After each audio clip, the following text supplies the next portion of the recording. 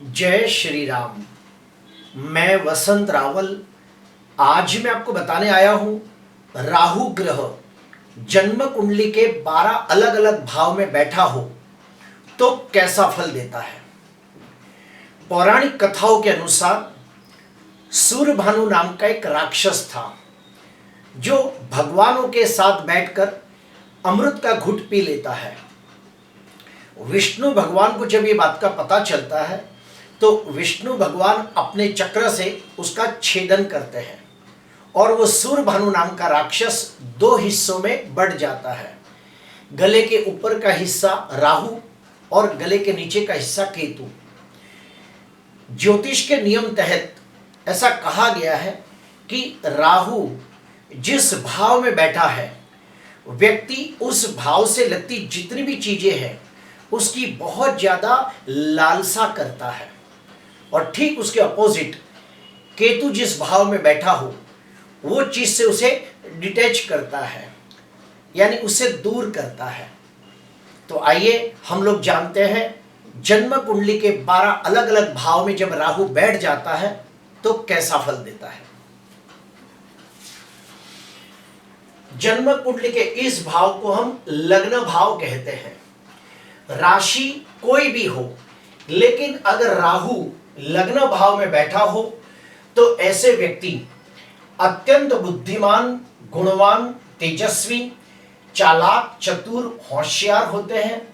इनके पास रणनीति, राजनीति और कूटनीति का बहुत अच्छा ज्ञान होता है।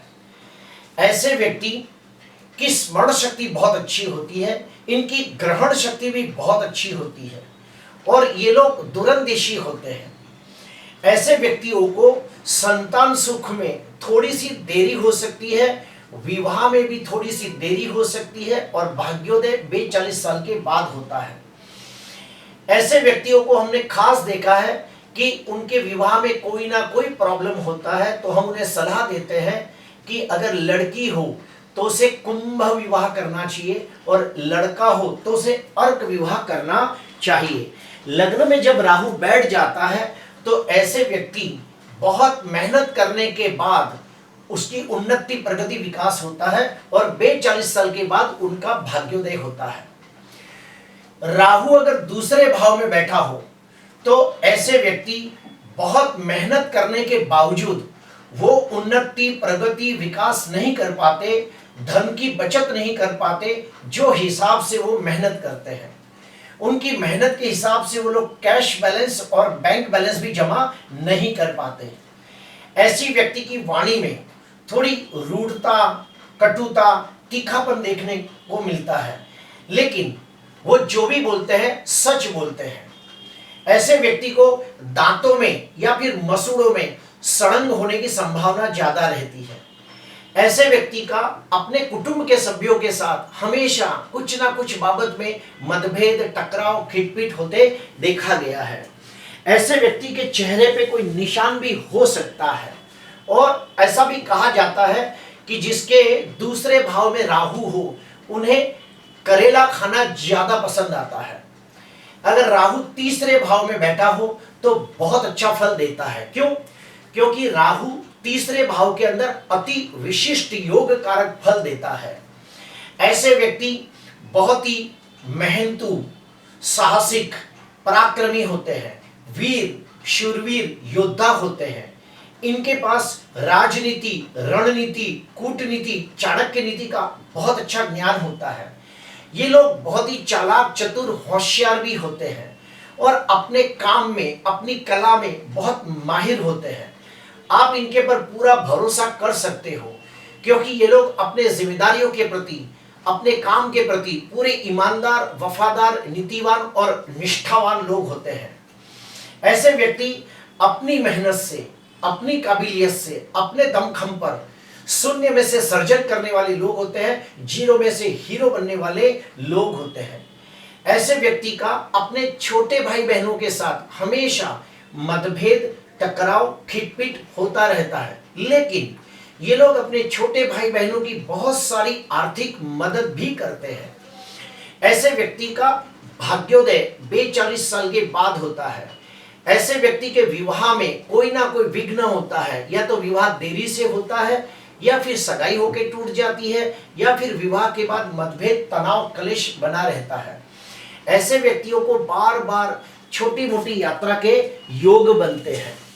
अभी हम आते हैं चौथे भाव के अंदर। राहु अगर चौथे भाव में बैठा हो तो ऐसे व्यक्ति को माता का सुख बहुत अच्छा मिलता है, लेकिन या तो उसकी माता हमेशा बीमार रहती है, या फिर माता से दूर रहने के योग बनते हैं, या फिर माता से उसका मतभेद, टकराव होता रहता है।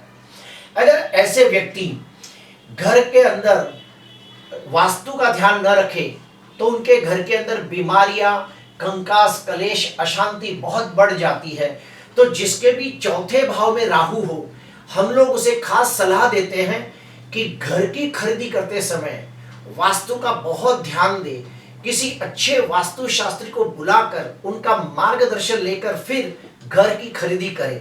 क्योंकि जिसके भी चौथे भाव में राहु होता है, हमने देखा है कि निश्चित तौर पे उसके घर के अंदर ईशान्य कोना या उत्तर कोना या पूर्व कोना हमेशा वास्तु के हिसाब से दूषित होता है। तो राहु चौथे भाव में हो तो हो सके तो ऐसे व्यक्ति को अपने नाम पे घर नहीं खरीदी करना चाहिए, और घर की खरीदी करनी हो तो किसी वास्तु शास्त्र का मार्गदर्शन लेके उसका परीक्षण निरीक्षण करने के बाद ही घर की खरीदी करें। ऐसे व्यक्ति अगर व्यापार करते हैं तो व्यापार के अंदर भी उन्हें बहुत कठिनाइयों का सामना करना पड़ता है। चौथे भाव में राहु हो तो ऐसे व्यक्तियों में और एक खास बात देखी गई है कि इनके साथ लाइफ में 2 या 3 बार धोखा या विश्वासघात होता है। राहु अगर पंचम भाव में बैठा हो तो ऐसे व्यक्ति को संतान सुख में देरी हो सकती है, या फिर संतानों का जीवन बहुत ही संघर्षमय बीतता है। ऐसे व्यक्तियों की पढ़ाई के अंदर भी बहुत सारे विघ्न, अड़चने, रुकावटें आती है, या फिर पढ़ाई का उचित लाभ नहीं होता। ऐसे व्यक्तियों को शेयर बाजार के अंदर गलती से भी धन का इन्वेस्टमेंट नहीं करना चाहिए, वरना उन्हें आर्थिक नुकसानी के योग बनते हैं। लेकिन हाँ, ये भी देखा गया है कि अगर पंचम भाव के अंदर वृषभ राशि या कन्या राशि का राहु हो तो उन्हें शेयर बाजार के अंदर बहुत लाभ होता है। ऐसे व्यक्तियों को प्रेम के अंदर हमेशा हताशा, निराशा, निष्फलता प्राप्त होती है। इनको प्रेम के अंदर धोखा, विश्वासघात होने की संभावना भी ज्यादा रहती है। ऐसे व्यक्ति के प्रथम संतान के जन्म के बाद 2-3 साल आर्थिक दृष्टि से बहुत ही संघर्षमय बीतते हैं। अभी आते हैं छठवें भाव में। राहु छठवें भाव में बैठा हो तो अति विशिष्ट योग कारक ग्रह माना गया है, इसलिए बहुत अच्छा फल देता है। ऐसे व्यक्ति अपनी बुद्धि के द्वारा, अपनी चतुराई और कूटनीति के द्वारा शत्रु के ऊपर विजय प्राप्त करते हैं। ऐसे व्यक्तियों को राजनीति के क्षेत्र में जाने से बहुत अच्छा लाभ होता है। ऐसे व्यक्ति को विदेश जाने से भी उन्नति, प्रगति, विकास प्राप्त होता है, और अगर ये लोग विदेश जाते हैं तो निश्चित तौर पे धनवान, यशवान, कीर्तिवान बनते हैं। ऐसे व्यक्तियों को पेट से लगती बीमारियां होने की संभावना रहती है, जैसे कि एसिडिटी, गैस ट्रबल, कब्जियत, पेट फूक जाना, ये सब तकलीफें होती देखी गई है। और अगर वो व्यक्ति दारू पीता हो तो उसके लीवर के अंदर भी प्रॉब्लम होते देखा गया है। ऐसे व्यक्तियों के बहुत सारे गुप्त शत्रु होते हैं, लेकिन वो गुप्त शत्रु इनका कुछ भी बिगाड़ नहीं पाते, इसलिए पीठ के पीछे हमेशा इनकी निंदा करते हैं। ऐसे व्यक्तियों को कोई भी प्रकार की बुरी व्यसन नहीं करनी चाहिए, जैसे कि बीड़ी, सिगरेट, तंबाकू, गुटखा, ऐसी कोई भी व्यसन न करे, वरना उन्हें बुढ़ापे में कोई बड़ी बीमारी हो सकती है, असाध्य रोग हो सकता है। राहु अगर सप्तम भाव में बैठा हो तो बिल्कुल अच्छा फल नहीं देता। कहा जाता है कि राहु सप्तम भाव के अंदर द्विभार्या योग बनाता है। द्विभार्या यानी 2 पत्नी का योग। अगर स्त्री की कुंडली में हो तो भी उसे 2 विवाह का योग बनता है। तो जिसकी भी कुंडली के अंदर सप्तम भाव में राहु हो तो ऐसे व्यक्ति के विवाह में देरी होती है, सगाई होकर टूट जाती है, विवाह के बाद अपने जीवन साथी के साथ मतभेद, टकराव, कलेश, कंकास, झगड़े होते रहते हैं। और अगर जो कुंडली मिलाप न किया हो तो विवाह के बाद डिवोर्स भी हो सकता है। ऐसे व्यक्तियों को हम सलाह देते हैं कि सगाई से पहले वो अपनी पहली शादी को टाल दे। अगर कोई लड़का हो और अगर उसकी कुंडली के अंदर सप्तम भाव में राहु बैठा हो तो हम कहते हैं कि ऐसे व्यक्ति को पहले अर्क विवाह करना चाहिए और अर्क विवाह करके प्रथम विवाह के दोष को टाल देना चाहिए। उसके बाद कुंडली मिलान करके दूसरा विवाह करना चाहिए। अगर कोई लड़की की कुंडली के अंदर सप्तम भाव में राहु हो तो हम कहते हैं कि ये लड़की को पहली शादी भगवान विष्णु के साथ करके पहली शादी को टाल देना चाहिए, जिसे शास्त्र में कहा गया है कुंभ विवाह, घट विवाह, विष्णु विवाह। ये प्रथम विवाह भगवान के साथ करके टाल देना चाहिए और फिर कुंडली मिलान करके दूसरी शादी करनी चाहिए। जो सातवां स्थान है ये व्यापार का स्थान भी है। अगर सप्तम भाव में राहु हो तो ऐसे व्यक्ति हमेशा व्यापार के बारे में सोचते रहते हैं और व्यापार के अंदर सफलता न मिलने की वजह से बार बार व्यापार बदलने के योग बनते हैं या फिर व्यापार का स्थान बदलते हैं। जिसके भी सप्तम भाव में राहु हो ऐसे व्यक्ति को गलती से भी लव मैरिज यानी कि प्रेम विवाह नहीं करना चाहिए, वरना उसके साथ विश्वासघात होता है। ऐसे व्यक्तियों को अपने मित्रों को गलती से भी उधार धन नहीं देना चाहिए, वरना वो मित्र उसके पैसे डुबा देता है। अगर सप्तम भाव में राहु हो तो ऐसे व्यक्ति को गलती से भी कोई भी बिजनेस पार्टनरशिप के अंदर नहीं करना चाहिए, वरना वो पार्टनरशिप लड़ाई झगड़े के साथ टूट जाती है। अगर राहु अष्टम भाव में बैठा हो तो ऐसे व्यक्तियों को गुड शास्त्र के प्रति बहुत रुझान होता है, जैसे कि ज्योतिष शास्त्र, वास्तु शास्त्र, रत्न शास्त्र, तंत्र, मंत्र, यंत्र जैसे गुड शास्त्र को जानना और सीखना उन्हें बहुत अच्छा लगता है। ऐसे व्यक्तियों को तंत्र विद्या, भूत, प्रेत, पिशाच, छाकिनी, डाकिनी, जादू, टोना, जंतर, मंतर, करनी, बाधा, स्मशानी विद्या, पराविद्या ये सब चीजों को जानना, सुनना, समझना बहुत अच्छा लगता है। ऐसे व्यक्तियों को बुढ़ापे के अंदर असाध्य रोग होते भी देखा गया है। अगर किसी व्यक्ति की जन्म कुंडली के अंदर अष्टम भाव के अंदर गुरु राहु की युति हो तो उन्हें बुढ़ापे के अंदर लीवर का कैंसर हो सकता है। अगर अष्टम भाव के अंदर मंगल राहु की युति हो तो उन्हें ब्लड कैंसर हो सकता है। अगर अष्टम भाव के अंदर बुध राहु की युति हो तो उन्हें ब्रेन ट्यूमर हो सकता है या फिर ब्रेन हेमरेज हो सकता है। अगर अष्टम भाव के अंदर शुक्र राहु की युति हो तो बुढ़ापे के अंदर किडनी फेल हो सकती है। अगर अष्टम भाव के अंदर शनि राहु की युति हो तो उन्हें बड़ी अतड़ी का कैंसर होते देखा गया है। अगर जो अष्टम भाव के अंदर राहु किसी ग्रह के साथ युति करता हो और खराब स्थिति में हो तो निश्चित तौर पे उन्हें कैंसर होते देखा गया है। अभी हम आते हैं नवम भाव के ऊपर। अगर राहु नवम भाव में बैठा हो तो ऐसे व्यक्तियों का भाग्योदय 42 साल के बाद शुरू होता है। ऐसे व्यक्ति ईश्वर के ऊपर श्रद्धा रखते हैं, धर्म के प्रति आस्था रखते हैं, लेकिन इन्हें पूजा पाठ का दिखावा करना, आडंबर करना ये सब इन्हें बिल्कुल पसंद नहीं आता। ऐसे व्यक्तियों का भाग्योदय जन्म स्थान से दूर जाने से होता है। ऐसे व्यक्तियों का अपने पिता के साथ या तो हमेशा मतभेद, टकराव, खिटपिट होता रहता है या फिर पिता से वियोग का योग बनता है, यानी पिता से दूर रहने का योग बनता है। ऐसे व्यक्तियों को अपने जीवन के अंदर 42 साल तक बहुत सारे उतार चढ़ाव का सामना करना पड़ता है और ऐसे व्यक्ति बहुत मेहनत करने के बावजूद वो उन्नति, प्रगति, विकास नहीं कर पाते जिसके वो हकदार होते हैं। लेकिन कब तक? 42 साल तक। 42 साल के बाद इनका भाग्योदय होता है और ये बहुत ही कम समय के अंदर अच्छी प्रगति करते हैं।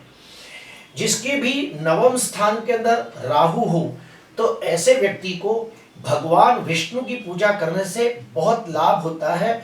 विष्णु याग करने से भी उन्हें बहुत फायदा होता है। ऐसे व्यक्ति का भाग्योदय 42 साल के बाद होता है, लेकिन अगर वो लोग धर्म को न माने और अनित्य धर्म करे तो फिर उनका भाग्योदय होता ही नहीं, या उसमें बहुत सारे विघ्न आते हैं। ऐसे व्यक्तियों का भाग्योदय थोड़ा सा लेट होता है, लेकिन 42 साल के बाद ये लोग धनवान, यशवान, कीर्तिवान बनते हैं। ऐसे व्यक्तियों को अपने जीवन के अंदर कोई भी चीज का आसानी से लाभ नहीं होता। अभी आते हैं दसम भाव में राहु। अगर राहु दसम भाव में बैठा हो तो अति विशिष्ट योग कारक ग्रह माना गया है। ऐसे व्यक्तियों में एक खास बात देखी है कि अगर ये लोग राजनीति के क्षेत्र में जाए तो बहुत सारी सफलताएं प्राप्त करते हैं, ऊंचाइयां प्राप्त करते हैं, मान सम्मान, पद प्रतिष्ठा की प्राप्ति करते हैं। राहु अगर दसम भाव में हो तो ऐसे व्यक्तियों को शॉर्टकट पैसे कमाने का, या जैसे कि शेयर बाजार, मटका, जुगार, रेस कोर्स, ऐसी सब चीजों के अंदर जाने से लाभ होते देखा गया है। अगर ऐसे व्यक्ति नीति ईमानदारी से अगर काम करे तो उनकी जल्दी उन्नति, प्रगति, विकास नहीं होता। ऐसे व्यक्ति अगर नौकरी करते हैं तो उन्हें नौकरी में 42 साल तक स्थिरता प्राप्त नहीं होती और मेहनत के हिसाब से उन्नति, प्रगति, विकास भी नहीं होता। अगर ऐसे व्यक्ति व्यापार में जाए तो बार बार व्यापार का स्थान बदलना पड़ता है या फिर बार बार व्यापार बदलना पड़ता है, तो ऐसे लोगों को अपने नाम के ऊपर कोई व्यापार नहीं करना चाहिए। ऐसे व्यक्ति हो सके तो समाज के अंदर अच्छे काम करे, समाज के उद्धार के लिए, उत्थान के लिए काम करे तो उन्हें बहुत ही मान सम्मान, पद प्रतिष्ठा की प्राप्ति होती है। ऐसे व्यक्तियों को भाग्योदय माता पिता से दूर जाने से होता है, यह भी देखा गया है। और अगर ये लोग विदेश में जाकर धन कमाएं तो ये बहुत ही सुखी होते हैं। अभी आते हैं 11वां भाव। अगर राहु 11वें भाव में बैठा हो तो ऐसे व्यक्ति अत्यंत चालाक, चतुर, होशियार होते हैं, तीक्ष्ण बुद्धि वाले होते हैं, उत्तम स्मरण शक्ति वाले लोग होते हैं। ऐसे व्यक्तियों को बड़े भाई बहनों का और मित्रों का सुख उत्तम प्राप्त होता है और उनके द्वारा बहुत लाभ भी होता है। अगर ऐसे व्यक्ति शेयर बाजार के अंदर धन का इन्वेस्टमेंट करे तो उन्हें लाभ होता है। ऐसे व्यक्तियों को खानदानी जमीन जायदाद, ऐसी पैतृक संपत्ति मिलने के भी प्रबल योग बनते हैं। ऐसे व्यक्ति 42 साल के बाद धनवान, यशवान, कीर्तिवान बनते हैं और समाज के अंदर मान सम्मान, पद प्रतिष्ठा की प्राप्ति करते हैं। ऐसे व्यक्तियों को दान पुण्य करने से बहुत ही लाभ होते देखा गया है। और अगर राहु 12वें भाव में बैठा हो तो बिल्कुल अच्छा फल नहीं देता। राहु अगर 12वें भाव में हो तो हम लोग उन्हें सलाह देते हैं कि उन्हें एक्सरसाइज करनी चाहिए, खान पीन के ऊपर बहुत ध्यान देना चाहिए, वरना उन लोगों को बुढ़ापे के अंदर बहुत सारी दवाइयां खानी पड़ती है, बार बार हॉस्पिटल में एडमिट होना पड़ सकता है। ये हमने देखा है। अगर राहु 12वें भाव में हो तो एक फायदा भी देखा गया है। अगर राहु 12वें भाव में शुभ स्थिति में हो तो ऐसे लोगों को विदेश जाने के योग बनते हैं, विदेश जाकर स्थायी जीवन जीने के योग बनते हैं और विदेश जाके बहुत धन कमाते हैं। और एक मैं बात कहूंगा, अगर राहु 12वें भाव में है तो हमको और एक सलाह देते हैं कि ऐसे व्यक्तियों को कोई भी बुरी आदतें नहीं होनी चाहिए या फिर बुरी आदतों से दूर रहना चाहिए, जैसे बीड़ी, सिगरेट, तंबाकू, गुटखा, दारू, ऐसी सब बुरी आदतों से इन्हें दूर रहना चाहिए, वरना इन्हें कैंसर होने की संभावना भी देखी गई है। ऐसे व्यक्तियों को कोई भी इल्लीगल काम नहीं करना चाहिए, वरना उन्हें कायदा, कानून, कोर्ट कचहरी से आर्थिक नुकसान भी हो सकता है। ऐसे व्यक्तियों में और एक खास बात देखी गई है कि जिसके भी 12वें स्थान में राहु हो वो लोग बहुत ज्यादा सोचते हैं, बहुत ज्यादा सोचने की वजह से उनकी नींद कम हो जाती है, तो ये बात भी उन्हें ध्यान रखनी चाहिए। जिसकी भी कुंडली में 12वें स्थान में राहु हो, ऐसे व्यक्ति को कर्जा लेकर कोई भी व्यापार नहीं करना चाहिए, वरना उन्हें बहुत बड़ी नुकसानी होती है। ऐसे व्यक्तियों को जातीय सुख में असंतोष भी देखा गया है। राहु 12वें भाव में हो तो ये लोग बने तब तक फालतू धन खर्च करते भी देखे गए हैं। प्रिय दर्शक, अगर राहु खराब हो तो ऐसे व्यक्तियों को राहु से लगती चीजों का दान करना चाहिए और विष्णु भगवान की पूजा पाठ करनी चाहिए। आज के लिए बस इतना ही। आपको अच्छा लगा हो तो जरूर लाइक करना, सब्सक्राइब करना। नमस्कार।